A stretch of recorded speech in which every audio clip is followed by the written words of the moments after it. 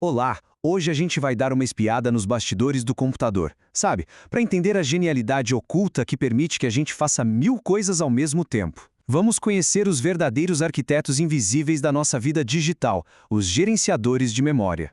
Pois é, essa pergunta é o ponto de partida de tudo. Parece mágica, né? Mas, na verdade, por trás disso tem um monte de soluções de engenharia super inteligentes que foram evoluindo com o tempo para resolver um problemão fundamental. Beleza, vamos começar a entender isso. Tudo começa com uma limitação bem real, uma limitação física mesmo, a memória RAM.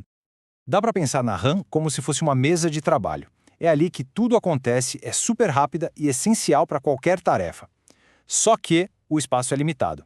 E aí é que entra o grande desafio do sistema operacional, decidir quem vai usar cada pedacinho dessa mesa e por quanto tempo.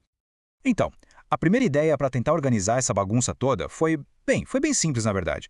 Foi criar umas vagas de estacionamento de tamanho fixo. Chegou um programa, ele para numa vaga. Fácil, né? Só que tinha um problema sério aí. E olha só, essa imagem aqui mostra o problema direitinho. Imagina que um programa precisa de 50K de espaço, mas a vaga que ele pegou tem 100K. O que acontece com os outros 50K que sobraram? Nada. Ficam ali parados sem poder ser usados por mais ninguém. É um desperdício gigantesco de um recurso que já é super limitado. O nome disso, tecnicamente, é fragmentação interna. Bom, ficou claro que essa história de vagas fixas não ia dar muito certo, né? Precisava de algo mais flexível, mais dinâmico para aproveitar melhor o espaço. E aí a coisa começou a evoluir. E a próxima ideia foi o swapping, ou a troca. A lógica é bem mais esperta. Pensa de novo na mesa de trabalho. Se ela está lotada, o que a gente faz? Pega um projeto que não está sendo usado agora e guarda na gaveta, que seria o disco do computador. Com isso, abre espaço na mesa. Essa sacada permitiu que muito mais programas pudessem rodar, mesmo que não coubessem todos ao mesmo tempo na memória. E essa imagem aqui mostra exatamente essa dança. Olha só o fluxo do tempo. No começo, os programas A, B e C estão lá, na memória, tranquilos. Aí, para dar espaço para o programa D, o programa A inteiro tem que sair. Depois, se o A precisar voltar, é a vez do B sair para dar lugar. É uma dança das cadeiras constante, só que com programas inteiros. Só que tem um porém gigantesco. Essa gaveta, o disco, é muito mais lenta que a mesa de trabalho, a RAM. Então, cada vez que o sistema precisava fazer essa troca, o computador inteiro dava uma engasgada. Foi uma melhoria, sim, mas o preço que se pagava em desempenho era alto demais.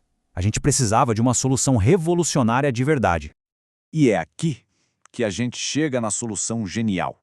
A ideia elegante e moderna que está dentro de praticamente todos os computadores que a gente usa hoje. É tipo o ápice dessa nossa história sobre gerenciamento de memória. A grande virada de chave foi a seguinte pergunta: e se, em vez de mover o programa inteiro para a gaveta, a gente movesse só os pedacinhos que não estão sendo usados agora? Essa é a base da memória virtual. É uma ideia que simplesmente quebra aquela regra de que o programa precisa caber inteiro na memória RAM para funcionar. Olha, essa comparação aqui deixa tudo bem claro. O swapping era um sistema tudo ou nada. Ou o programa inteiro estava na memória ou não estava. Já a memória virtual, ela é muito mais cirúrgica, muito mais eficiente. É por causa dela que um programa gigante de 10 GB consegue rodar num computador com só 4 GB de RAM, por exemplo. E a técnica que faz essa mágica acontecer se chama paginação. Para entender, vamos usar uma nova analogia. Pensa que o programa é um livro enorme. A RAM é uma estante de livros bem pequena. E o disco do computador é uma biblioteca gigantesca. O sistema operacional, nesse caso, é o bibliotecário. O que ele faz? Ele não pega o livro inteiro da biblioteca para colocar na estante. Não! Ele vai lá e busca só a página que precisa ser lida naquele exato momento. E o segredo para essa organização toda está aqui. A tabela de páginas. É tipo um mapa mágico. Cada programa tem o seu. Esse mapa funciona como um tradutor, que diz para o processador, olha, a página 5 que você está procurando do programa X, na verdade está lá no espacinho número 24 da memória RAM. E quem faz essa tradução super rápida é um pedaço de hardware especializado, a AMM, a Unidade de Gerenciamento de Memória.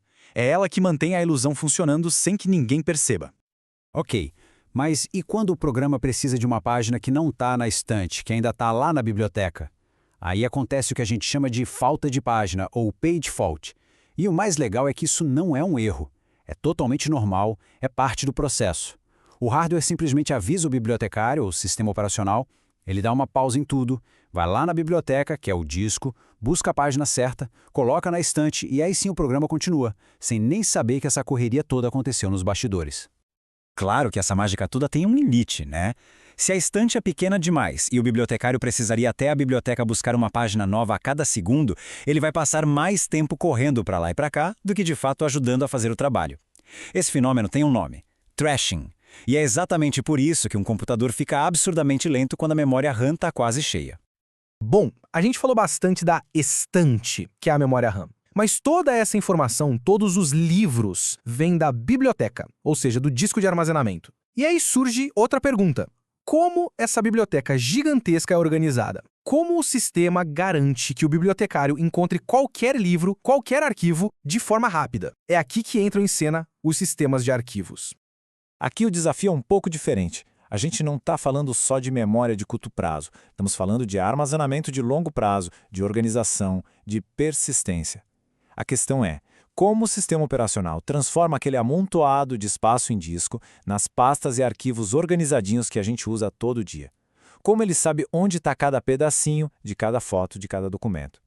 E essa imagem aqui mostra duas formas de fazer isso. O método da esquerda é a locação contígua. É bem intuitivo, o arquivo inteiro é guardado em bloquinhos, um do lado do outro. É super rápido para ler, mas tem um problema. Se um arquivo é apagado, fica um buraco ali no meio que pode ser difícil de preencher. Já o método da direita, a alocação encadeada, é mais flexível. Ele quebra o arquivo em vários pedaços e espalha pelo disco. Cada pedaço tem um ponteiro que diz onde está o próximo. É uma forma muito mais eficiente de usar o espaço, mesmo que seja um pouquinho mais lento na hora da leitura.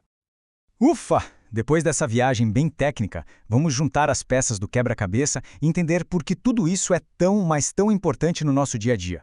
Então, o que a gente pode tirar de tudo isso? Primeiro, que o nosso computador é um mestre da ilusão. Ele cria essa sensação de que a memória é infinita. Segundo, que essa ilusão é construída em camadas de soluções inteligentes, desde as mais antigas, como o swapping, até a paginação da memória virtual. E o mais importante, todo esse gerenciamento complexo, que acontece milhares de vezes por segundo sem que a gente veja, é a base, é o alicerce que permite a gente fazer multitarefing, abrir 50 abas no navegador e achar que isso é a coisa mais normal do mundo. E tudo isso nos leva a uma pergunta final, olhando para o futuro. A gente vive numa era de crescimento exponencial de dados, de inteligência artificial, de computação na nuvem. Os desafios para gerenciar tudo isso só aumentam. As soluções que a gente viu hoje são sem dúvida brilhantes. Mas quais serão as próximas grandes ideias? Quais serão as inovações que vão gerenciar a memória e os dados do futuro? Uma coisa é certa, a história da otimização, essa está longe, bem longe de acabar.